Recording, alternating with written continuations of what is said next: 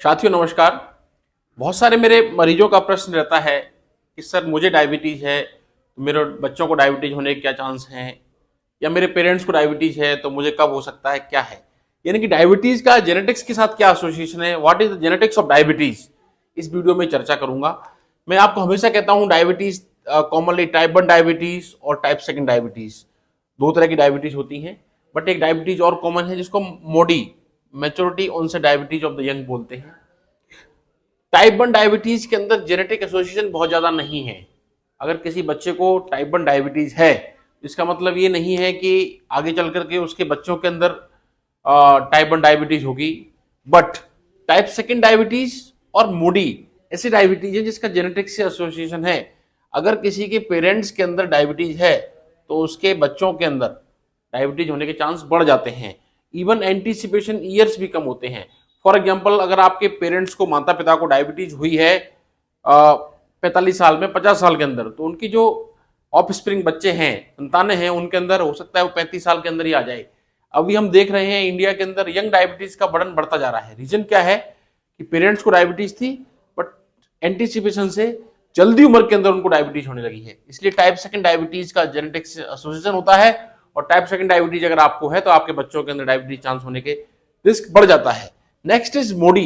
मोडी एक तरह से जेनेटिकल डायबिटीज ही है। इसके अंदर तो इतना कहते हैं कि 3 जनरेशन फैमिली के अंदर, दादा, बेटा और पोता, इन 3 जनरेशन के अंदर डायबिटीज कहीं प्रेजेंट है तो उसको मोडी कैटेगरी के अंदर फिट करते हैं। इसका ऑटोसोमल डोमिनेंट एसोसिएशन होता है और हर पीढ़ी के अंदर जल्दी आने लग जाएगी। फॉर एग्जाम्पल, दादा को 60 साल में हुई तो पिताजी को 50 साल के अंदर, बच्चे को 40 साल के अंदर हो जाएगी।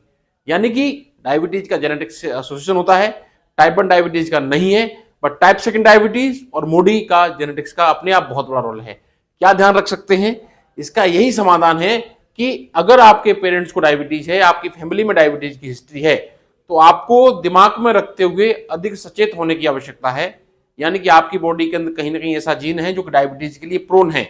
अगर आप अपनी लाइफ स्टाइल और दिनचर्या का ध्यान नहीं रखते हैं, खान पान, एक्सरसाइज, स्ट्रेस, दैनिक दिनचर्या और पैटर्न को नहीं ठीक रखते हैं, तो आपको डायबिटीज होने के चांस ज्यादा हैं और जल्दी हो जाएगी। इसलिए अगर आपकी फैमिली में डायबिटीज है, अपने आप को अधिक सचेत रखें, रेगुलर एक्सरसाइज करें, लाइफ स्टाइल को बदलें। और अगर आपकी फैमिली में डायबिटीज है तो आप तुरंत रेगुलर स्क्रीनिंग कराएं। जितना जल्द हम डायबिटीज को पकड़ेंगे उतना ही उसको जल्द कंट्रोल करेंगे और उतना ही हमारे अंग खराब नहीं होंगे। क्योंकि हमारा मिशन है डायबिटीज न हो, साथ में ही अगर डायबिटीज है तो हमारी बॉडी के अंदर कोई कॉम्प्लिकेशन पैदा ना हो। क्योंकि डायबिटीज हमारी बॉडी के हर अंग को प्रभावित करती है।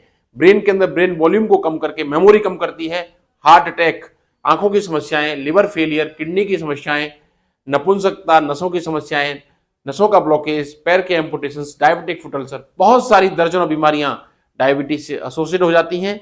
इसलिए हम डायबिटीज को एक हल्की बीमारी न लेते हुए एक मेटाबॉलिक सिंड्रोम बोलते हैं और हमारी पूरी बॉडी को दीमक की तरह प्रभावित करती हैं।